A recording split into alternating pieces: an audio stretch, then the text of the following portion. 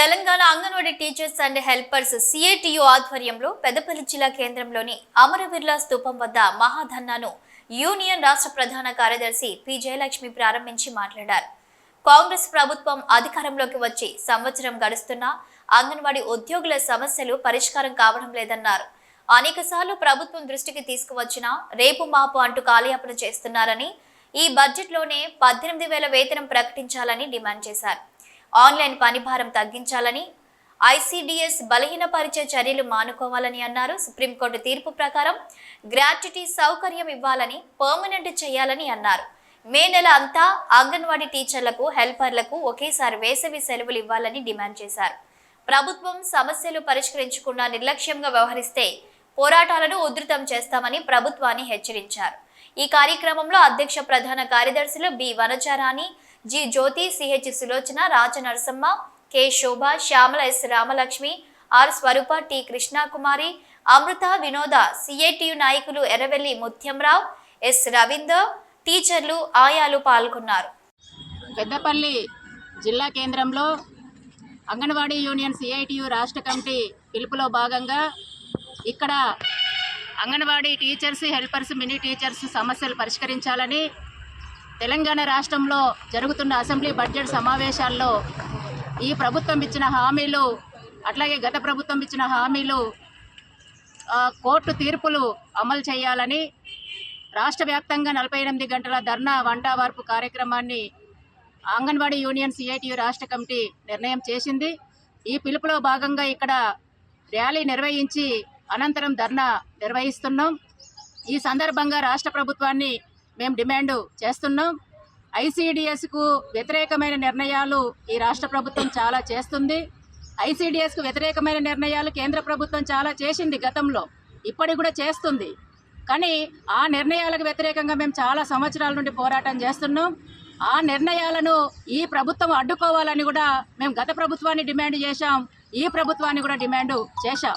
కానీ దాన్ని అసలు ఆలోచించకుండా, పరిశీలించకుండా కేంద్ర ప్రభుత్వం యొక్క విధానాలని యథావిధిగా ఈ ప్రభుత్వం అమలు చేయాలని చూస్తుంది. పిఎంశ్రీని అమలు చేసి ఐసిడిఎస్ నిర్వీర్యం చేయాలని చూస్తుంది. అట్లాగే మొబైల్ అంగన్వాడీ సెంటర్స్ని తీసుకొచ్చి ఐసిడిఎస్ నిర్వీర్యం చేయాలని చూస్తుంది.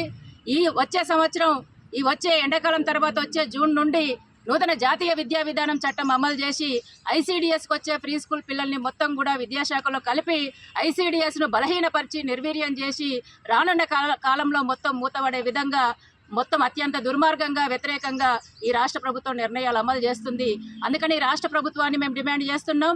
కేంద్రం తీసుకొచ్చిన చట్టాలన్నింటినీ రద్దు చేయాలి, కేంద్రానికి వ్యతిరేకంగా అసెంబ్లీలో తీర్మానం చేయాలి, ఐసిడిఎస్ను యథావిధిగా కొనసాగించాలి, ఐసిడిఎస్కు బడ్జెట్ పెంచాలి అనేసి మేము ప్రధానంగా డిమాండ్ చేస్తున్నాం.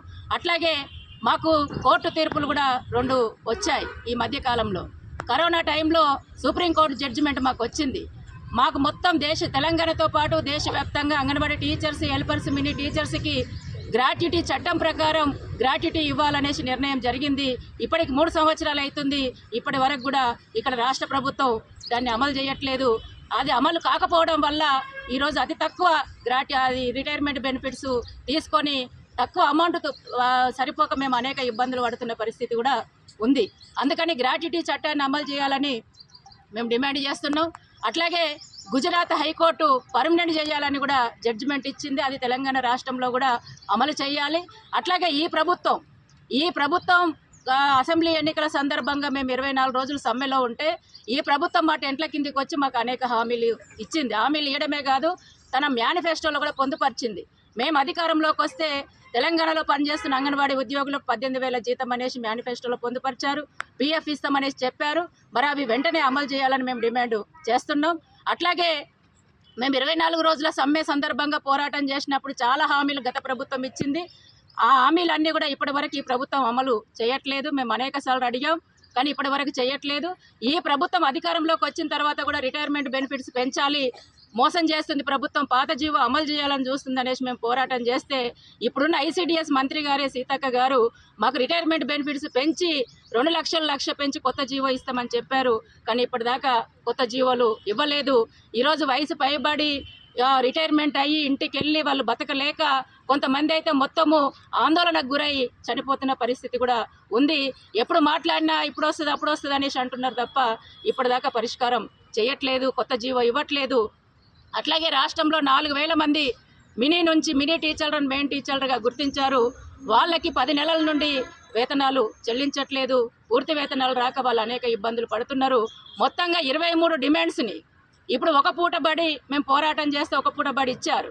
కానీ మే నెలంతా కూడా టీచర్స్కి హెల్పర్స్కి ఇద్దరికి మే నెలంతా సెలవు ఇవ్వాలి, మేము టీహెచ్ఆర్ ఇస్తాం 1 నెల అనేసి అనేక సంవత్సరాల నుంచి మేము అడుగుతున్నాం, పరిశీలిస్తామని చెప్తున్నారు. కానీ ఇప్పుడు ఒక పూట బడి వరకే మాకు ఇచ్చారు, కానీ మే నెల గురించి ఇంకా స్పష్టత ఇవ్వలేదు.